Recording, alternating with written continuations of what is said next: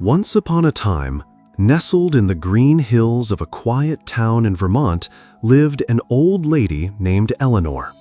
Her house was small and weathered, painted a soft shade of blue, with a porch swing that creaked gently in the wind. She lived alone, but was never lonely. The townspeople loved her dearly. Children would wave to her on their way to school, and adults often stopped by for a warm chat or a slice of her famous lemon pie. What made Eleanor special wasn't just her wisdom or her pie, it was her smile. No matter the day, rain or shine, she always smiled. Her eyes sparkled with a quiet joy, and her laugh was the kind that made you forget your worries.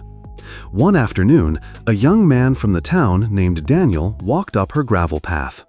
He was in his 20s, recently laid off from his job, struggling with bills, and burdened by the pressure to figure life out. "Miss Eleanor," he asked, sitting beside her on the porch swing, "how are you always so happy? Don't you ever feel sad when things go wrong? You never seem angry or upset." Eleanor chuckled softly. "Oh, Daniel, I have my moments, but I've learned something important. Happiness, real happiness, doesn't come from how perfect life is. It comes from how you see life." Daniel frowned, confused. "But what if things are really hard? What if you lose everything?" Eleanor looked out toward the hills as the sun began to set, casting golden light on the porch. Then she began to tell her story. "When I was about your age," she began, "I had a husband named Thomas. We had 2 little boys, and though we weren't rich, we had each other. We lived in a little cabin just outside town. Life was simple. He worked as a carpenter, and I made homemade bread and quilts. Every Sunday, we'd walk to church and laugh over pancakes afterward. We didn't have much, but we had joy." She paused. "But one winter, Thomas caught pneumonia. We didn't have insurance back then, and money was tight. I did everything I could, borrowed from friends, sold quilts, worked nights at the diner. But it wasn't enough. He passed away before spring came." Daniel's face fell. "I'm so sorry." "I was heartbroken," Eleanor continued, her voice steady. "There were days I didn't want to get out of bed. The boys needed me, but I felt so empty. I sat in that same kitchen and cried until I couldn't cry anymore. I thought my life was over too. One morning, I opened the window. The snow was melting, and I saw a single purple crocus blooming through the ice. It was so small, so brave, pushing up through the cold. And I thought, maybe I could try again too, just one day at a time." Eleanor smiled, her eyes glistening. "That day, I made myself a promise. Every morning, no matter how I felt, I would find one thing to be thankful for, just one. Some days it was the sound of birds.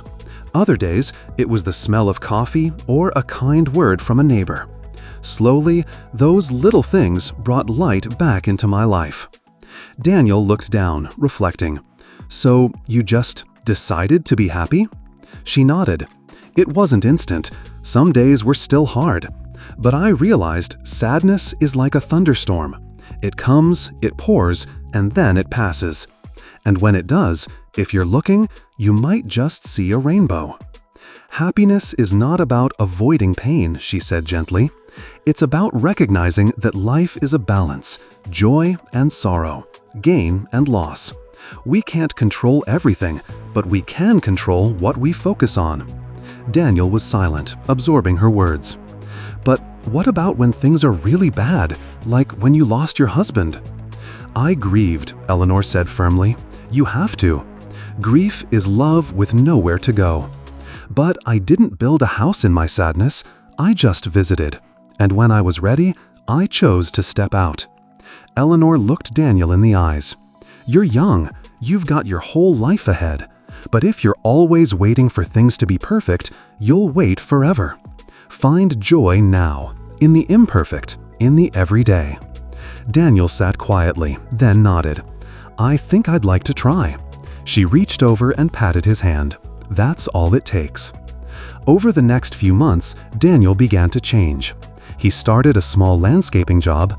He picked wildflowers for his mother. He learned to cook.